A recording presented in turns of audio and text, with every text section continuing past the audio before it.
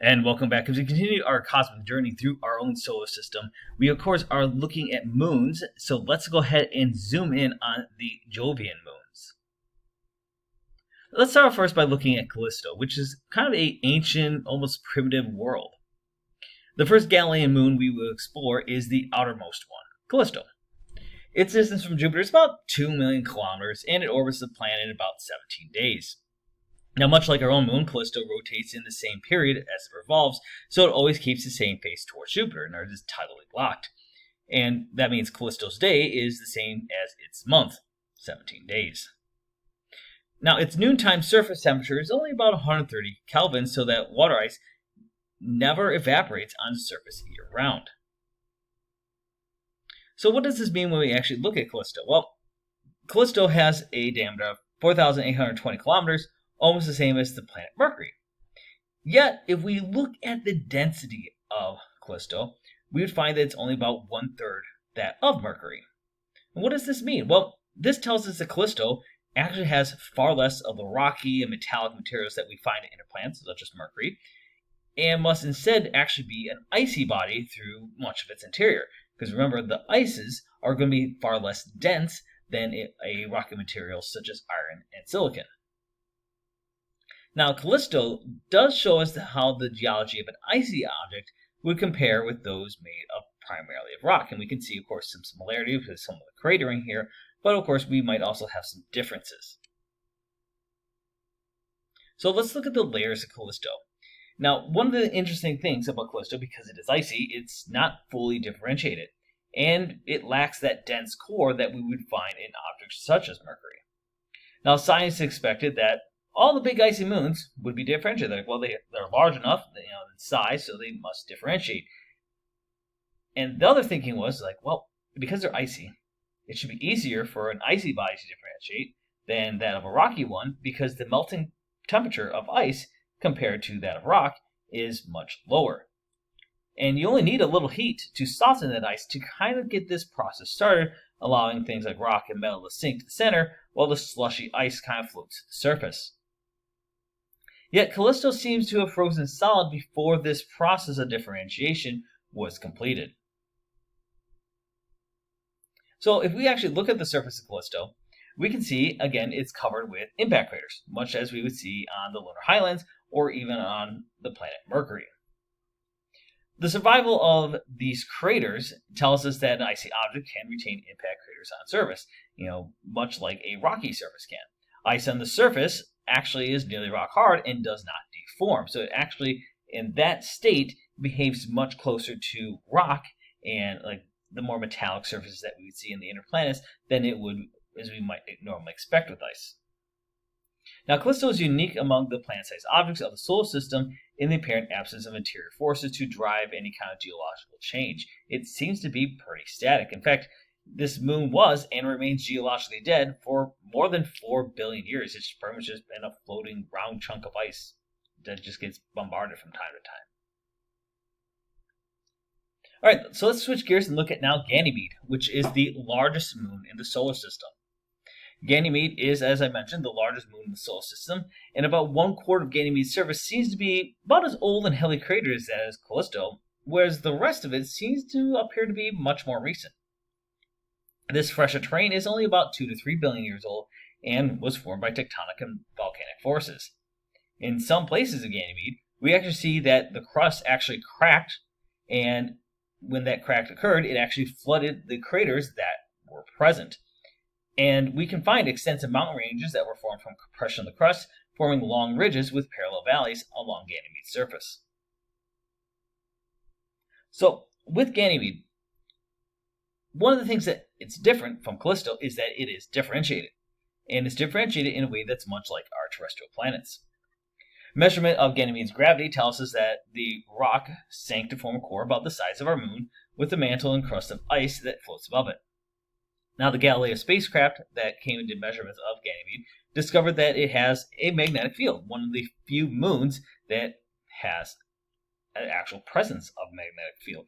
And this magnetic field is a sure signature of a partially molten interior, because it's going to be moving around, and when it starts moving around, it ionizes and it radiates out, and you get this magnetic field that's around this moon.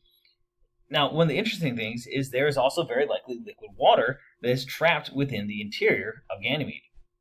Now, Ganymede is not a dead world like Callisto, but rather a place of intermittent geological activity powered through by an internal heat source. Now, let's compare that with Europa, which is a moon with an ocean. Now, Europa and Io appear to be predominantly rocky objects, unlike when we start looking at something like Callisto. So why aren't Europa and Io icy? Well, think about this. Jupiter was hot enough to radiate a great deal of infrared energy during the first few million years after its formation. This infrared radiation would have heated the disk of material near the planet that would eventually coalesce into the closer moon. So the closer you get to Jupiter, the more rocky the material tends to become. Thus, any ice near Jupiter was vaporized, leaving Europa and Io with compositions more like the planets in the inner solar system. So let's look at Europa specifically here. Now, despite its mainly rocky composition, Europa does have an ice-covered surface. There are very few impact craters, though, in this ice, indicating that the surface of Europa is actually in a continual state of geological self-renewal.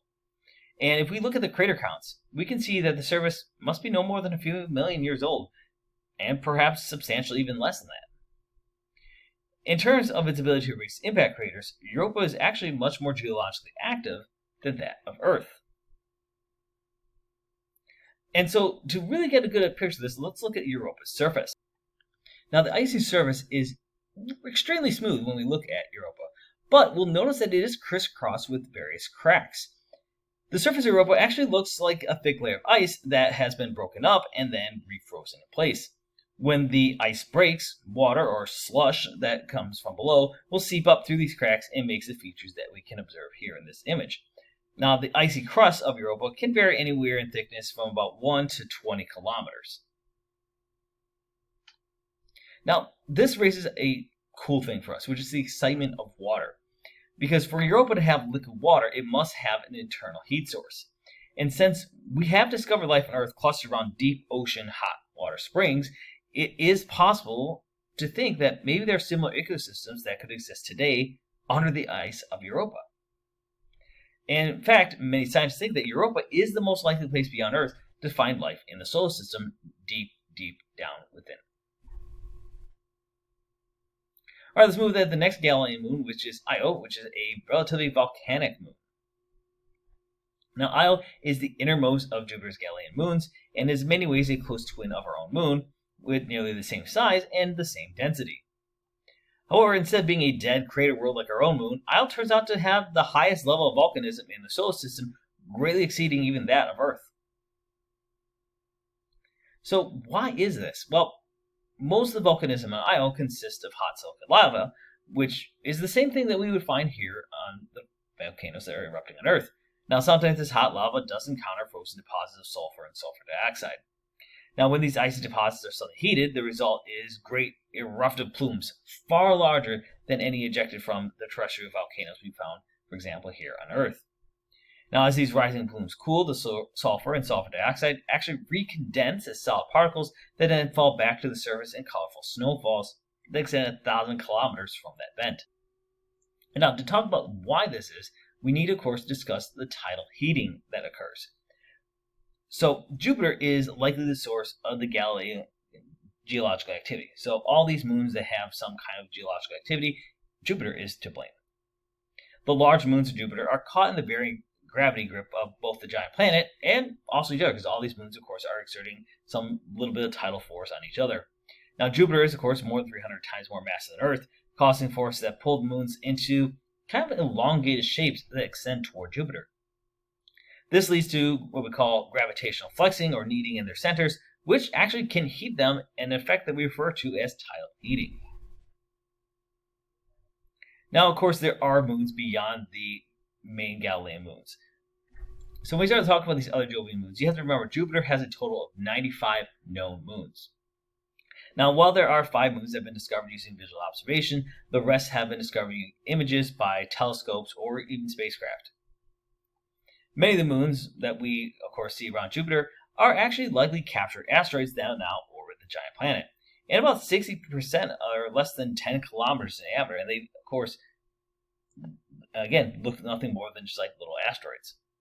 Now, the moons of the planet orbit at various distances, with many of the outermost moons in a retrograde orbit, which means they're actually not moving in the same direction as the planet, but they're actually moving in the opposite direction, which again lends credence to the theory that those moons that are moving on the outermost layer there, that are moving retrograde, probably were captured and they ended up falling into a stable orbit around Jupiter.